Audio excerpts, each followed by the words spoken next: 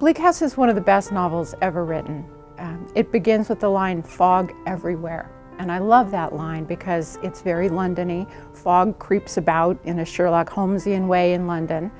And also, I think it describes one of the things about the novel that I love best, and that is that fog moves between and among. It goes through the upper classes, the lower classes, in the down and out parts of London to the very highest parts of London. And that's really what the novel is about, the circulation of people, things, disease, law processes. It's a wonderful novel because of its plot, which is about law in part, and it's wonderful because of the language. The 19th century novel generally is the kind of space in which people, their inner selves, is explored deeply. We don't do that in the modern novel anymore, or not usually.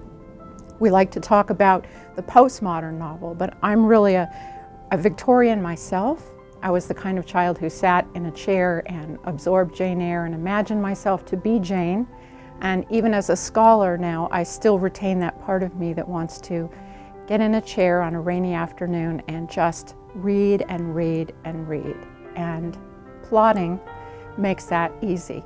19th century novels are filled with plot, and people often say, why so many coincidences? Why didn't she know that was her father? Why didn't she know he was after her? Why wasn't she aware that she was pregnant? I think the reason for coincidence in 19th century novels is that their point of view about the world, the perspective the Victorians took, and I have to say it's one that I share, is that the world is a web, a place where everything is connected, where in fact you turn a corner and the crossing sweeper boy is your long-lost son, or your mother is the servant girl, or in fact, the High Lady did commit the crime. I'm an associate professor of English here at the University of Arizona, and I also have the great pleasure of working at the Honors College with Dean Patricia McCorkadale. I'm associate dean in the Honors College as well. I've been teaching and studying Victorian novels since I was about 9 years old, and preparing for them long before that, even before I learned to read.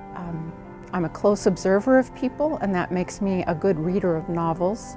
I love the ins and outs and the trauma, the difficulty, the joy, and the ecstasy of people's lives that you find in 19th century novels.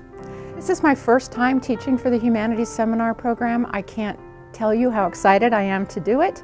I look forward to meeting each and every one of you and introducing you to the world of Dickens, and also for those of you who have a lot of experience with Dickens, providing background information, context, to make that experience as enjoyable as possible. There's nothing more fun than teaching Dickens, I can say, nothing. So I look forward to meeting you.